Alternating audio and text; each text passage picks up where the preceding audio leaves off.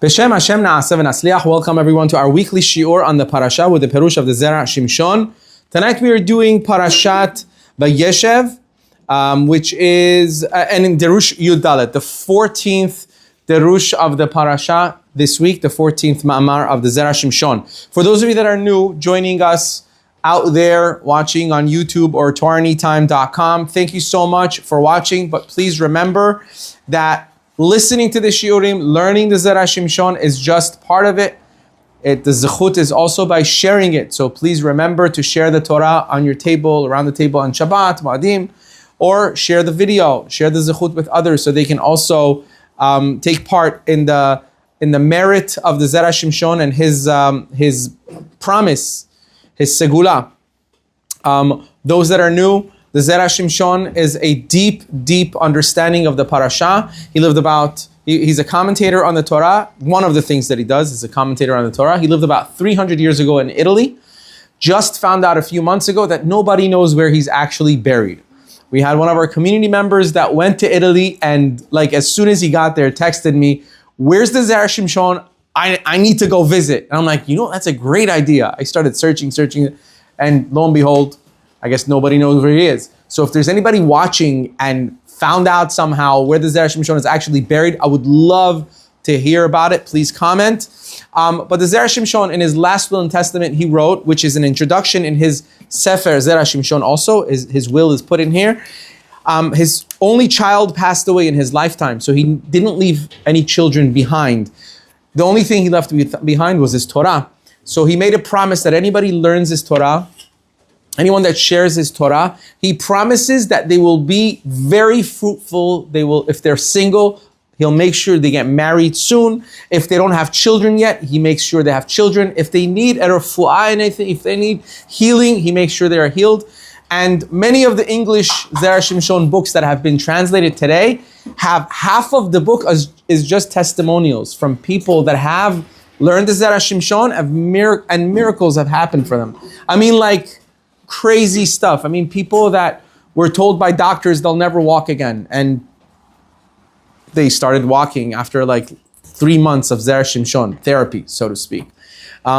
His Torah is, for the most part, at least for me, difficult, but it's beautiful. It is extremely deep and extremely beautiful. New ideas. So we'll delve in Be'ezrat Hashem. We do take sponsorships weekly, and I want to thank all of our sponsors till now that have sponsored our shiurim. There's a partial sponsor for this week was for the Refuah Shelema of Reuven ben Ra'ana. May he have a Rufat HaNefesh, Rufat HaGuf, Betoch Sha'ar Cholei Yisrael. Amen. Okay, so Be'ezrat Hashem. Those of you that are single, may the zechut of the Zera Shimshon be a melitz yosher and find you your zivug b'karov v'zmano. We've already had 4 people from our shiur that already got engaged or already married. Baruch Hashem, Be'ezrat Hashem, for many, many, many more to come. Okay, so the parashat today, these are my favorite parashiot. You can't have favorites in the Torah. I always have to say that, but these parashiot, the parsha that discusses Yosef HaTzadik and his brother is really, wow. It's the most dramatic story ever written. True story. You can't make this stuff up. It's the story of Yosef and his brothers. It's incredible. I've recommended this book probably 300 times already. There's a book. It's the story of Yosef written as a novel. It's called Let My Nation Descend. It's been sold out a few times that I've told people to go find it and buy it, but if you find it, it'll be life-changing. It is one of the best books you'll ever read. You can't put it down. I've done it. My wife read it and she couldn't put it down. And it's a story that everybody knows about. You know what I'm saying? It's in the Torah, but you think you know. This book goes into all the details of the Midrashim and the Gemaras and all the different details, the Kabbalistic details about it. And it's incredible. It really is incredible. Keon, there's chairs in the computer room behind the door. Can you bring some, please? Watch the camera. Watch the camera. Watch the camera. All right. So here we go. Josh, Please. Okay, gentlemen. Oh, no, I'm saying, give the chair. I'm kidding. So the Parashat follows. Poor guy. I'm abusive sometimes. I'm trying to be nice to people. Here, chairs, you can just sit them down right here in the front. Hazako Baruch.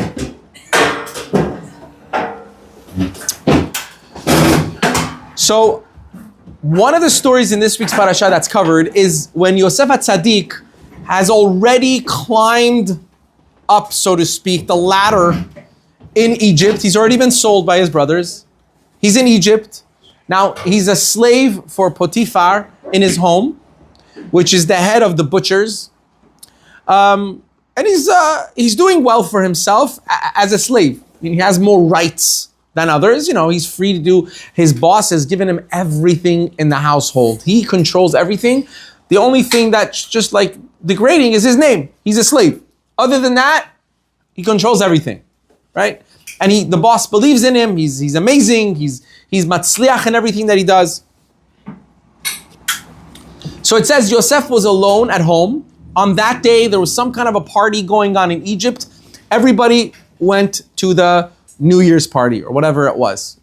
Egypt was shut down. Everyone had to be with the paro or whatever it is, doing whatever they do in the streets. Yosef was alone at home. That's what the Torah says. And it was on that day he was alone. And Potiphar's wife makes it her plan.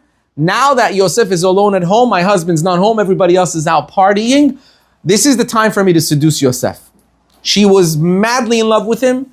She just had to have Yosef, and this was not the first time that she was trying to attempt seducing Yosef. But this time she went way too far. This time she got very physical, and that ended up with Yosef being in jail for 12 years, and the rest, as we say literally, is history. But let's focus on that day, what the Pasuk says about that day. So this is all introduction, so please bear with me. The Zera Shimshon is going to start with a formula, teaching us a formula about how we learn halachot, how we learn different things from the Torah. One of the formulas on how we learn different things from the Torah is words that repeat themselves in all of Tanakh, meaning Torah, Nevi'im, and Ketuvim. If you have one word that has been repeated in different places in Tanakh the same way, the Talmud, usually the Gemara, learns out from that something. Why? They say, well, let's see what the common denominator is. This word is repeated 4 times, 5 times, 1 time in Bereshit, 1 time in Devarim, 1 time in here. What does this word mean? What can we learn from it? The Zera Shimshon is going to bring a lesson here about the word kahayom. So we're going to learn a few things tonight. We're going to be going into mysticism. We're going to be going into dikduk, Hebrew language, and how the Hebrew language works, and why that is going to be something that will teach us a lot about tonight's Darush. So here we go. All right. It's exciting stuff. B'mesorah says, in our Mesorah, in our minhag, meaning what has been passed down from generation to generation from the time of Moshe Rabbeinu, we have kahayom arba'a, meaning the word kahayom, meaning like that day, has been repeated in all of Tanakh 4 times. 4 times and 4 times only. That's a big deal, because usually words in all of Tanakh, meaning Torah, Nevi'im, Ketuvim, everything you put together, for a word to only be repeated 4 times that way. Now that's not the only thing. Now, for those of you, doesn't matter, that speak Hebrew or understand Hebrew language, the Zera Shimshon is going to explain there are certain words that, okay, for instance, let me just go into it and we'll explain. All right, here we go. I can't give you a for instance because I draw blanks all of a sudden.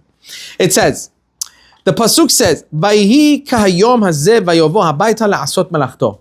And it was like this day that he came home, la'asot melachto, to do his work. This is talking about Yosef. He came home like this day to do his work. And that's when Potiphar's wife comes in and finds him alone and yada yada. Now, the word, why is this word important? Because we'll explain that afterwards. So sorry. It's just a lot of information. I'm trying to make sure everyone's going to understand. So here we go. So we have 4 times that the word kahayom is brought down in all of Tanakh. So one of them we just mentioned is when Yosef is alone at home. Kahayom. Vayhi kahayom hazeh vayavo habayta la'asot melachto. It was on like this day, which kind of is weird. It should say it was on that day. It says it was on like this day that he came home to do his work. The second one is the pasuk that says, Letov lanu kol hayamim lechayotenu kahayom hazeh. And that is in Devarim. And that is the commandment that the Torah gives each father to teach his children about Pesach, Passover, about the Haggadah, talk about the Pesach offering. And over there also uses the same word kahayom. It says, Letov lanu, that it should be good for us, kol hayamim, all of the days, lachayotenu, to give us life, kahayom hazeh, like this day. That was number 2. Number 3, ki oto kahayom timtseun oto. It's a conversation between Shaul and Shemuel Hanavi, Shaul HaMelech and Shemuel Hanavi. And over there he's saying to him, for you will find him like this, you will find him like this day. Again, the word kahayom. That's number 3. Number 4 is, Vatehi artsechem lechorba v'leshama uleshama v'lichlala me'en yoshev kahayom hazeh. And that is Yirmiyahu Hanavi giving a warning to Bnei Israel. It was a prophecy about the destruction of the temple and the destruction of Yerushalayim, where it says, and your land will be desolate and inhabited, and it would be cursed. Me'en Yoshev, with no inhabitants, no one living there. Kahayom hazeh, like this day, and that's in Yirmiyahu Hanavi. That's Adkan. This is the tradition that we have passed down to us. These are the 4 different kahayoms. Now we'll see what the significance of these are, and you'll see the valuable lessons that Zera Shimshon is going to teach us here. Over Midrash Yalkut Matzinu, we find in Midrash Yalkut Shimoni, it says, Vayavo habayto la'asot melachto. When the pasuk says about Yosef coming home to do his work, Rabbi Eliezer says, Shabbat haya. That day was Shabbat. Now, how could Rabbi Eliezer know that? Yosef HaTzadik didn't leave an iPhone behind with his diary inside it, with a calendar date saying Shabbat, this and this day of the week. How could Rabbi Eliezer decipher this kind of a thing and tell us that you know what day Yosef was left alone in his home? It was actually Shabbos, right? It was Shabbat. Have you ever seen those? Have you ever seen? If you ever been to Yerushalayim, have you seen it? The Shabbos people. You have a question? Sorry. Yeah. So, sorry. Here I am trying to go off topic, and she's like, no. Wait. Go ahead. You said he was working on Shabbat. Like that's what you're indicating? No, you will see. You'll see. That's a good one. Stop being so religious. What? Which people in Israel? So basically especially in Yerushalayim, in parts of Yerushalayim that like the entire city shuts down for Shabbat. Like it's beautiful. It's like Me'asharim, all of it. Like even further down. So like if God forbid there's stores that are not religious, they don't know any better. Sometimes makolets, these little markets, they open, right? And then no, chas v'shalom. Josh, can you no talking for the rest of the night. You have these Hasidim, they're really nice. They just go stand outside the store for like an hour straight. Just going, Shabbos. That's it. It's unbelievable how much koach they have to just stand there. And I'll give you a beautiful story about that. I was on one of our Magen trips to Israel. The star kids that we take every year. This is maybe like one of our early ones. We come out of the hotel, And a lot of the kids from Beverly Hills and stuff like that, it's very new for them. They don't know what's going on. So we come out. There's a makolet right underneath our hotel. That little store you used to buy sodas from, you remember? Yeah, that store, right? So at that time, he was open Friday afternoon, right before, it was like Shabbat already. So he's standing by the door of his store. He's just doing his thing. There's like 3 Hasidim just standing there. It's like, it's like business as usual. This guy's doing his work and these guys are like, Shabbos. So, as you would have it, we come out and all these kids, we're going to the kotel for tefillah, and the kids ask me, Rabbi, what's happening right now? They thought there was a seance going on or something, like there's fire going to come from heaven. I'm like, no, it's Yerushalayim and stores shut down for Shabbat, and they're nicely trying to tell this Jew, like, listen, it's Shabbat, go home. He knows what's going on, the store owner. He's not like, he's just doing his thing. And then they're like, okay, I'm doing my chiyuv of telling another Jew, nicely, please shut down your store. We come back, the glass is shattered on the store. There's glass everywhere. There's police. Now I'm with a group of like 40 teenagers from like LA. All of them were like, imagine religious Jews, like Jews on Jews? What? Everyone's like confused. I'm confused. I'm like, what? What? How do you explain such a thing? You know what I'm saying? Comes out the owner, and I'm standing by the owner as he's cleaning up the glass. The cops leave. He's cleaning up the glass, and I'm like, I want to know what's going on. So I like go up to him, and I'm like, it's chaval, makara, what happened? And then I go like, you think it was like? He goes, what? No, it wasn't them. Rocks are muksa on Shabbat. They can't even throw a rock on Shabbat. I'm standing going, huh? He goes, yeah, it definitely wasn't them. Trust me. They don't hurt anybody. I wanted to cry. Okay? They're like, it wasn't them. It was probably some what else can you call? Like saw these Hasidic Jews causing trouble, quote unquote, right? And took the opportunity to come and break this guy's glass to blame it on them. But little did they know, this guy was already, he's like, no, these guys don't break glasses, they don't destroy. I'm not on Shabbat, It was so beautiful for me.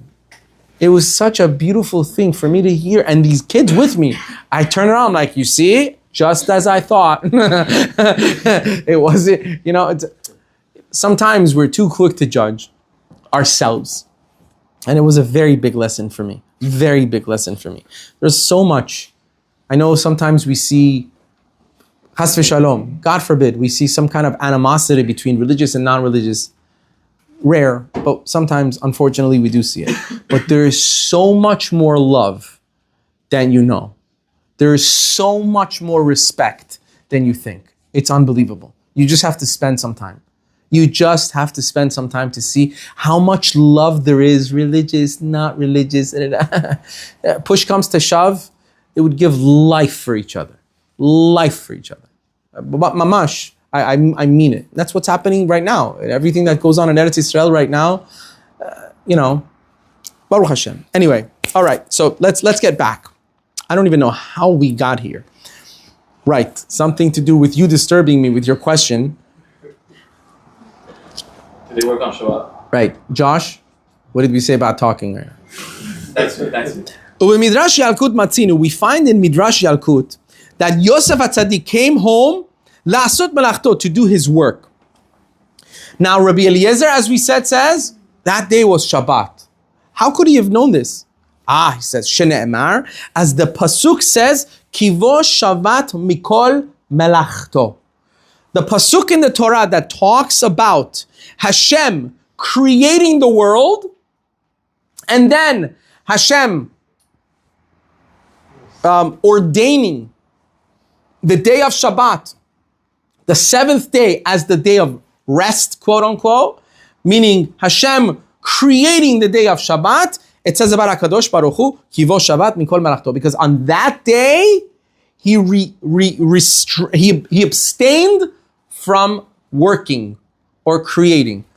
That's how we know it was Shabbat. So now, what did Rabbi Eliezer do? It says, by Yosef, it says, on that day he came to do melachto, his work. By Hashem, it says, Kivo Shabbat mikol melachto. Hashem abstained from all of his work. Melachto, melachto. These two words, common denominator, must have been Shabbat. Because you see the word melachto by creation of Shabbat, and you see that by Yosef it says he came home to do his melachto. Must have been Shabbat. Now. You don't understand how much information is in these 7, 8 words. I don't even know. Who cares? Few words. I'll tell you why. Because many times, very, very bright and very intelligent people ask these questions. But Rabbi, that's how intelligent people sound.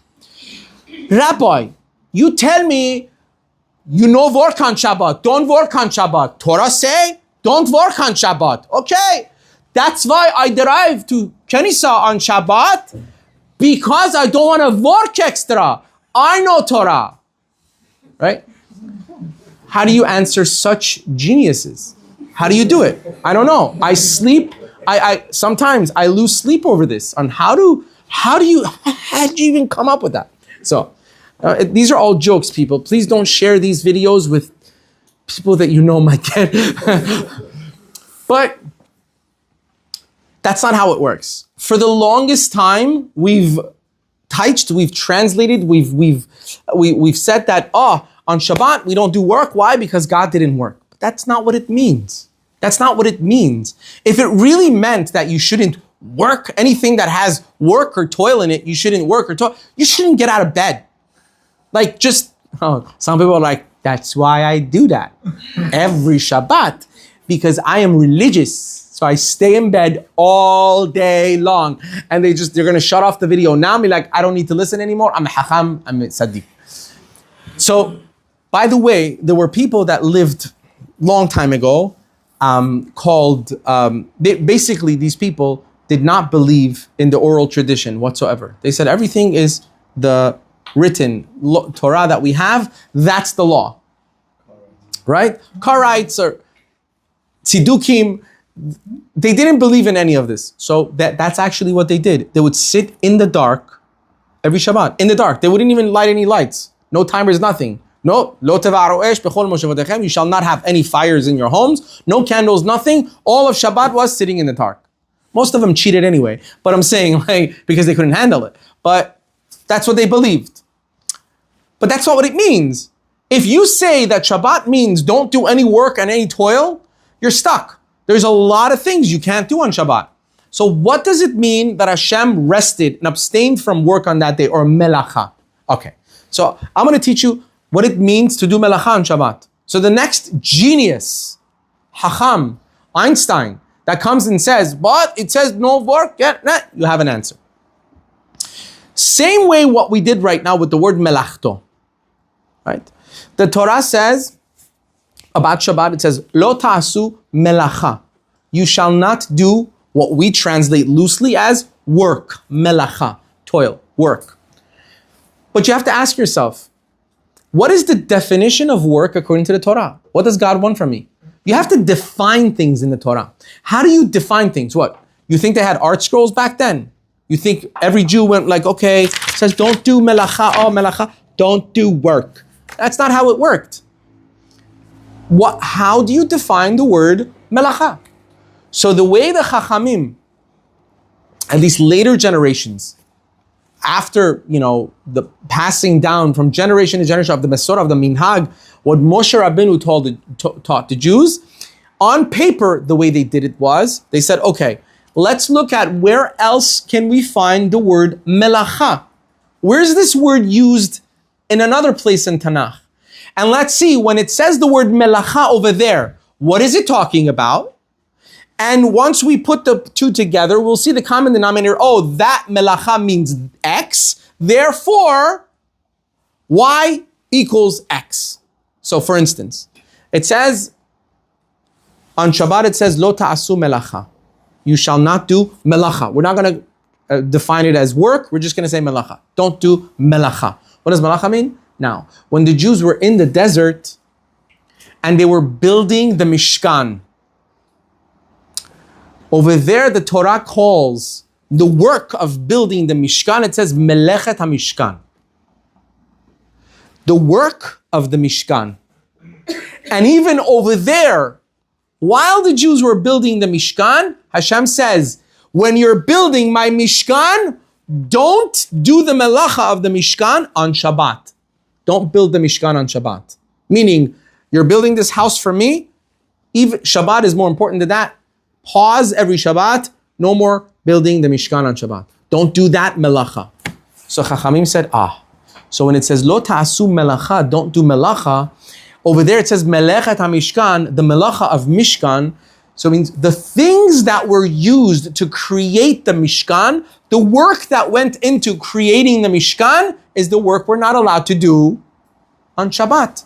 That's how we have the Lamed Tet Melachot, the 39 main works, creative works of the Mishkan. Right? Everything that was used to build the Mishkan is those main things that a Jew is not allowed to do on Shabbat. Lighting a fire, nailing two boards together, threading, because the Mishkan had various different colors of wool and linen, different things that were used as the curtains. So sewing is a part of it. These are all called Av Melachot. Av is father, meaning the root of the melacha is there. Then it branches out to hundreds of other melachot that we're not allowed to do on Shabbat, right? So one person says, they didn't have cars those days. Yes, they didn't, but they did have fire. And cars have combustion engines, and that's a fire. Therefore, you can't drive a car on Shabbat, right? So that, in a nutshell, is how Torah is studied and Torah is learned in detail, so that you know exactly what it means not to do melacha. Right? So you can't be lazy on Shabbat, laying in bed saying, I'm being Shomer Shabbat today because I'm not going to do any work today. No, it's not. Right? You would be surprised what things are allowed on Shabbat. Al pi halacha. Because they're not in the category of malacha. And sometimes you'll be surprised as to what things are not allowed on Shabbat because they're malacha you had no idea. The things that sometimes I got surprised when I learned, like the things you cannot do. But that's not our lesson for tonight. But that's one of the things we learn, and that's what he's doing here as well. Rabbi Eliezer took the word melachto and the other word melachto, and he said, must have been that day that Yosef HaTzadik came into his house. It says he came to do melachto, and by Hashem it says melachto on the day of Shabbat. It was the day of Shabbat. Now, we're not even a quarter way done. So if you want to sleep, do it now. So he says, Ubazeh, says, now you're going to see something else about the diktuk. I said we're going to learn about Hebrew language also. He says, Ubazeh. With this premise, he says, Navin Tama Pesukim, we understand the way behind the Pesukim. Lama barba'a mekomot elu katav kera kehayom. Why is it that in these 4 places, the Torah says kehayom? Now, those of us that understand Hebrew or have spoken Hebrew, it says, V'halo kayom sagi. It should really say kayom. It shouldn't say kahayom. Who are the Hebrew speakers here? Hebrew speakers? Is there such a thing as kahayom? Kamohayom. Right, kamohayom, but not kahayom, right? How do you say kahayom, like the day? Kayom. You say kayom. Kayom, like the day, right? Now, when you want to say, hayom means the day. If you want to say like the day, you add a kaf. That's Hebrew language. So it would really become ka hayom, like the day. But the rule of Hebrew is that whenever there are certain words called kalev, kaf, lamed, and bet, anytime these 3 letters are the first letters of a word, the hey gets dropped. So kahayom becomes kayom. You don't say lahabayit, I'm going to the house. You go labayit, right? Or the suitcase is in the house. You don't say bahabayit, you go babayit, right? Right? In Persian, it's a funny babay. Babayit. You say babayit. So the hey gets dropped. However, he's bringing an interesting thing here. He's saying, why is it that in these 4 places in Tanakh, the hey is not dropped? Instead of saying kayom, it says kahayom. By Yosef HaTzadik, it says he came in kahayom, like the day. It should really say kayom. That's the correct biblical Hebrew and even correct Hebrew, modern Hebrew. So therefore he says, Ela must be vaday lehorot lanu. It is coming to teach us something extra. He says that in these 4 places, the Tanakh is trying to teach us something about Shabbat. Why Shabbat, you say? Because שהעולם הזה הוא דומה ללילה. By the way, the Hey Hayedi'ah, the letter Hey is a letter that is we call it the Hey Hayedi'ah, meaning I thank you so much. Thank you. The identifying letter, right? So it's like you want to say like Hakelev, so you're identifying the dog, like the dog. I don't even know why I picked Kelev. Like you're Hachatul, the cat, right? It's an identity. So whenever you have in the Torah also, whenever you have the Hey, you have to see what the Hey is actually identifying. Now, the letter Hey here is identifying Shabbat, and you will see. It says, in these 4 places, medaber be'inyan yom HaShabbat. It is really, the verse is speaking about the day of Shabbat, because it's considered the day. A lot of times in the Torah, when the word the day comes, it's talking about the day of Shabbat, because it's a day that everybody knows, it's separate from all the other days. That's the day, right? Listen to this new concept. It says, this world is compared to night. It's dark.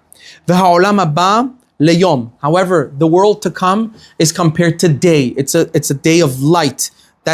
You'll see that in Gemara Pesachim also. He says, and the day of Shabbat, as Chachamim tell us, has been compared. It's brought down in Barachot, Gemara Barachot. Day of Shabbat is me'ein olam haba. Shabbat is like a piece of olam haba, the world to come. It's not just the cholent and the good food and the rest on Shabbat that you really feel like, I love this day. No, the day itself is very close to olam haba. Therefore, on Shabbat, you feel different.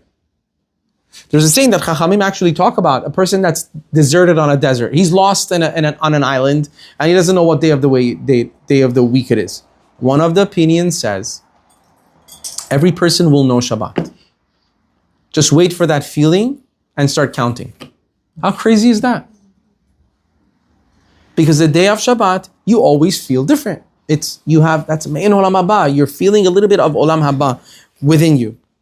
So he says, he says, therefore, it makes sense, it's appropriate to hint to it with the word kahayom, like the day, that is the day of Shabbat. Like a day of, because it's like a day of Olam Haba, it's a day out of this world. Shabbat really is not a day earthly, is more of a day of Olam Haba. It's different than a regular day. I want to just say myself also, Yosef HaTzadik at that moment, on that day, received his Olam Haba. That was the day that Yosef HaTzadik actually chose Olam Haba over Olam Hazeh, meaning he chose the world to come versus this world. Why? Because he was being enticed by one of the most beautiful women that ever lived. And this was not just once or twice, many times this just happened. This time it was horrific because he was alone. She caught him alone. As a lost boy sold by his brothers, he had nothing to lose. And he still didn't give in to this woman. He basically decided to forego pleasures, the worldly pleasures of this world, the greatest pleasures of this world, bodily pleasures. Why? For olam haba, for the world to come. Kahayom, he literally chose me'ein olam haba. On that day, he chose to grab onto olam haba instead of saying, I'm going to have a minute of pleasure with this woman, and then what? You know, they say, I think Chachamim say that, we know that at that moment it says one of the things that really helped Yosef HaTzadik withstand this challenge was that he saw an image of his father, Yaakov Avinu, speaking with him. And they say, what did Yaakov Avinu say to him? He said to him, and we've done this in the Zera Shimshon as well, previous years. Yaakov Avinu's father said to him, your name is supposed to be inscribed on the stone, on the Choshen HaMishpat, on the stone on the breastplate of the Kohen Gadol. You have a stone called Yosef. Do you want that stone to be erased? And that's something that really got Yosef to turn around. And that's another way of looking at it. It was Olam Haba. It was his father literally telling him, do you want this moment of pleasure or do you want eternity?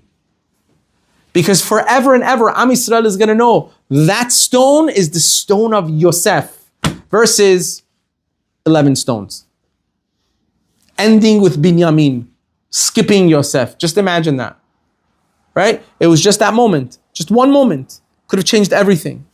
He chose Olam Haba. So I thought it fits also when we say Kahayom is referring to Shabbat, and Shabbat is Me'ein Olam Haba, is a part of Olam Haba. Yosef HaTzadik also chose Olam Haba on the day of Shabbat. Vabet Yosef Zera Shimshon Siman Resh Pei Chet Katav. Now this is going to be a shocker to many of us in this room, especially guess which group? The guys or the girls? That's right. It's going to be a shocker to the boys. It's going to break them. It's completely going to watch this. The Bet Yosef says in Orach Chaim in the Shulchan Aruch, Orach Chaim Resh Pei Chet. He says like this: Shehapoalim haoskim malachtam. So now he's going to bring in what these 4 different kahayoms refer to.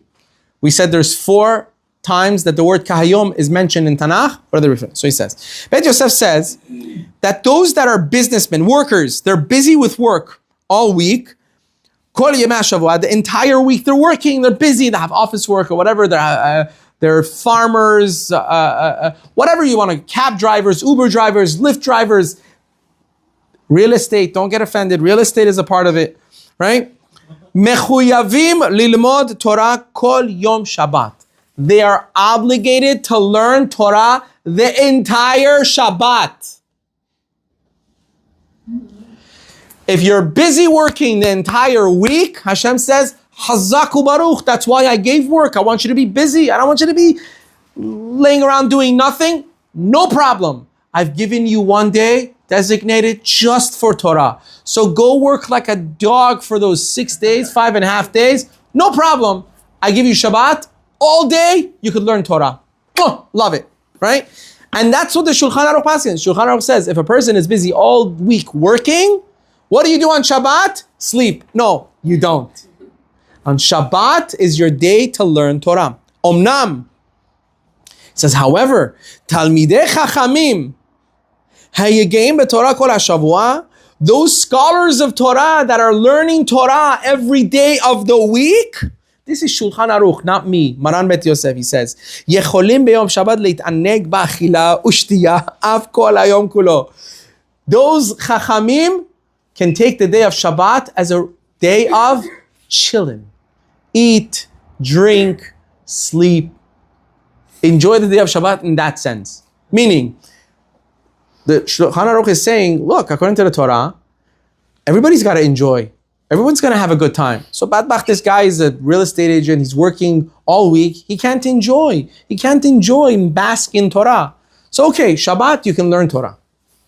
But the Talmid Chacham that is working all week so hard, preparing Torah shiurim, learning Torah and halachot, this and that, he needs a break.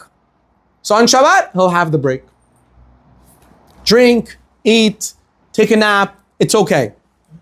We'll get to how much of this is actually applied also. You have a question? Yeah, regarding this, on Shabbat, isn't it greater to learn more on Shabbat as opposed to during the week?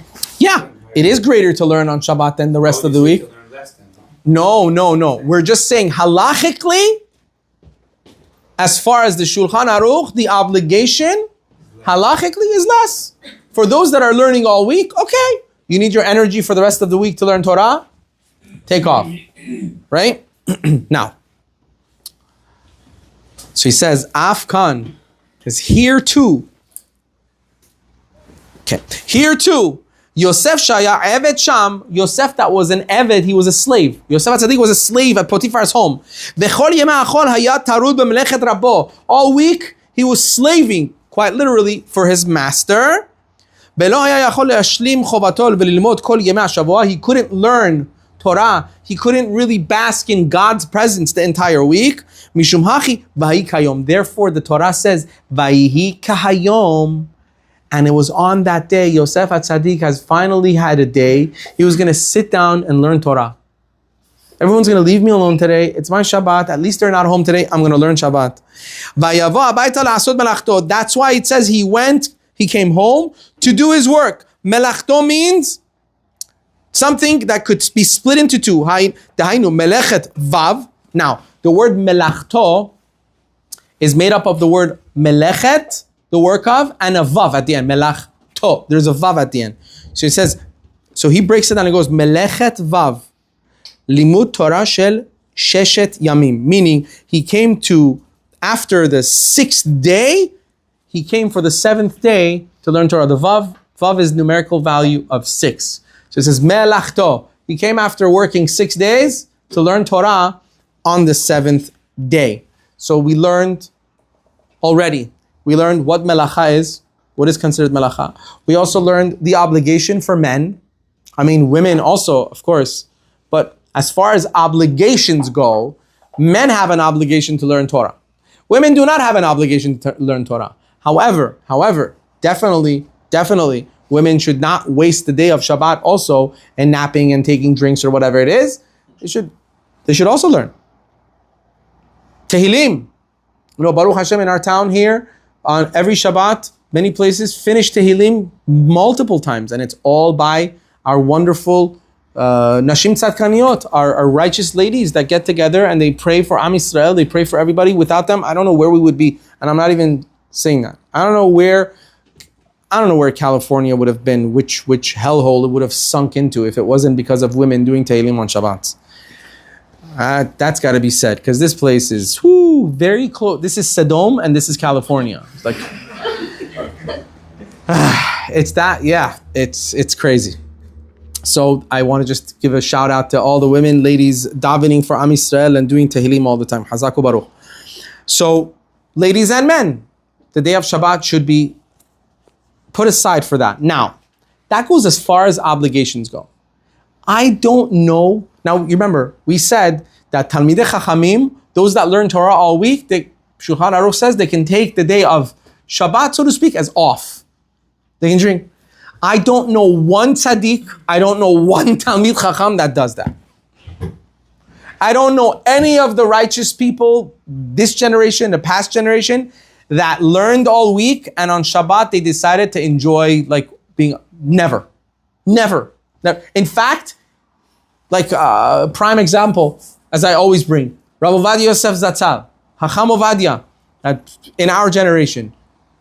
Shabbat was not only a day of rest for him from Torah learning.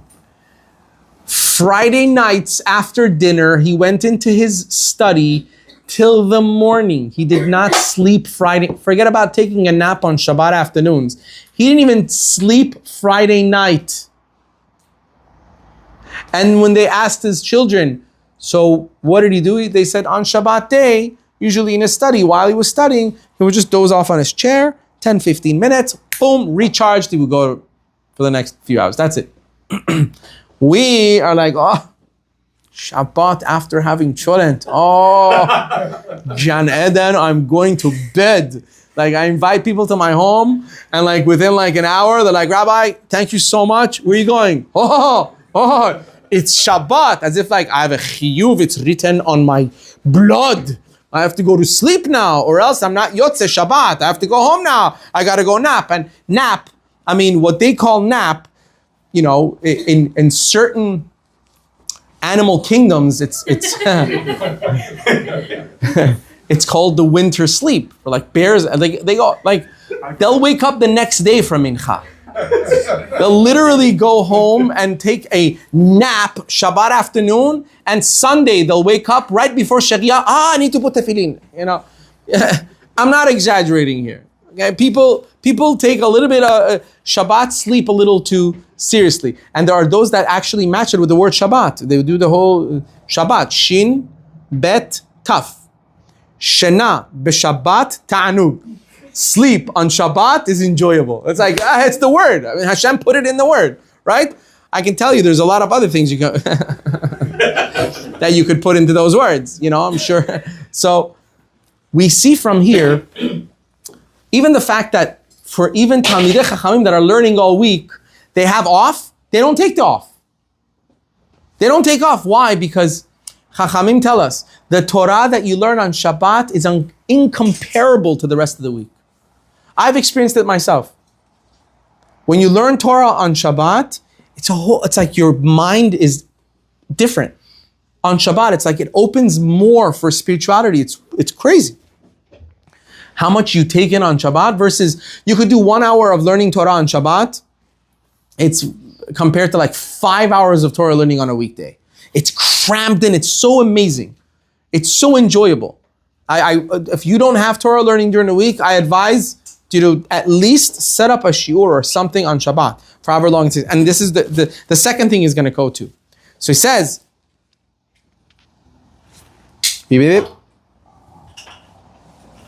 now, that was the first pasuk. So we'll be done soon. That was the first pasuk. The first pasuk is Yosef. So now we know Yosef, Kayom, he had come, he wanted to do his learning. Second one was, we said, is talking about Pesach and a father teaching his children about Pesach. It says, Hashem has commanded us to do all of these laws. This is actually talking about Talmidei Chachamim that learn all week. Hashem has ordered us to perform all these laws. Letov lanu kol hayamim, good for us all of our days. Because they go, these Torah scholars go and fulfill their obligation of Torah study every day. Therefore, and then when Shabbat comes, they can enjoy their day with achila u'shtiya. He says, corresponding to someone, let's say someone doesn't know how to learn. They weren't raised in a religious home. They didn't go to Jewish school. For those that don't know how to learn, Amar, it says, Ki oto kahayom timtzon oto. That's the pasuk we said is in Shemuel. It's talking about Shaul HaMelech and Shemuel HaNavi talking to each other. It says, and on that day you will find it. Ki oto hayom timtzon oto. On that day you will find it. Shamru zichron Rabacha. Chachamim who told us when Moshe Rabbeinu on the pasuk, I'm going really fast, don't worry. In the Torah, Parashat Vayakel, it says Vayakel Moshe, and Moshe gathered all of Am Yisrael. Sheizhiran, what was this assembly for? Sheizhiram she'erhilu kehulot bechol Shabbat barabim. He was teaching them the laws that Jews are supposed to make assemblies on Shabbat to learn Torah. Kedel lishmoa divrei Torah. You don't know how to learn Torah on your own? Find a shiur, find a class on Shabbat, and go to it. You don't just throw away the obligation and say, okay, people that learn Torah, Shabbat, they should be learning Torah. No, if you don't know how to learn on your own, that's fine. Find a class on Shabbat and go. Like in our shul at Sykes, every Shabbat, I make it a point, after Kiddush, for some people it's lunch, after Kiddush, we have a 5-10 minute class on halachot of Shabbat. You go home learning something new about Shabbat. And so far, Baruch Hashem, it's been amazing. People are telling me that it's changing their Shabbats. They're changing their minhagim at home, the way they prepare. Because right now, we're in the beginning, we're talking about preparations of Shabbat. They're changing the way they prepare on Shabbat. People have changed from lighting candles for Shabbat. Now they're buying oil. Because we talked about olive oil and how much better it is for the home. And now people are lighting with olive oil. It's beautiful. You learn something new. So wherever you go to shul, whichever synagogue you're a part of, find a class and learn on Shabbat, even if it's for half an hour, even if it's for 15 minutes, 10 minutes, do it. Next one The next pasuk we had that had the word kahayom, he says, whoever does not pay attention to this and does not do this, the last pasuk was talking about the destruction. That was the Yirmiyahu Navi, talking about Jerusalem being desolate and cursed. It says, it says, your lands will be desolate, without Yoshev, without inhabitants, like this day. Now he translates it as, he defines this pasuk, because you didn't sit and learn Torah like this day, meaning to grasp in Shabbat and really take in Olam Haba, kayom hazeh, inami, he says, therefore, you will be laid desolate and destroyed because you did not choose to bring this beracha into your home, into your dwellings.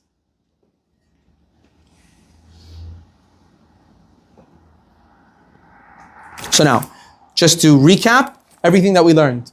Number one, we learned how we define the word melacha. How do we know what a melacha is on Shabbat? That's how we define it. So that a lot of times, you don't understand how many millions of times I've had that question being asked. And I've had it being asked by very honest people. Like, Rabbi, okay, it says don't do melacha. So like, okay, well, why am I walking to shul? Why can't I use this or why can't I use that? This is a very valid question. All jokes aside. Now you know that melacha has nothing to do with it. Your shul could be an hour and a half away, walking in sun, and you're still not in the heat of the sun, you're still not doing any melacha. Even though you're sweating, you're hot, it's tiring, that's not melacha, right? You take an electric bike, you go half a block, you've done a melacha right there. That's it. You go 2 steps, you do a malacha with it. That's a malacha on Shabbat. So that's one thing we learned. We learned where we get it from.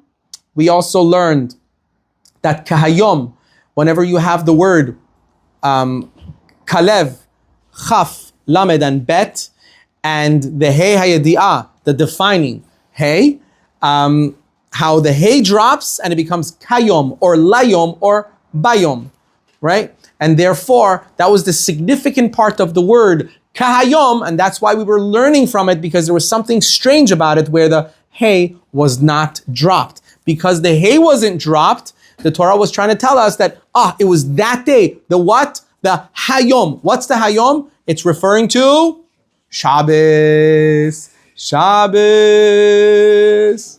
And we also learned, as a side note, how much love Am Yisrael truly has for each other, how much love we truly have. Don't listen to all the garbage about the politics and the left and the right, Am Yisrael Chai Le'olam, we are one, we've always been one, we love each other, we care for each other. I don't care what your religious level is, I don't care, you're Hasidish, you're Sephardi, you're Ashkenaz, you're Chiloni, you're Kippah Seruga, Kippah Black, I don't care. I'll close my eyes, I will hug you like you've never been hugged. That has to be our attitude towards every single Jew, wherever the world they are. Baruch Adonai Le'olam, amen.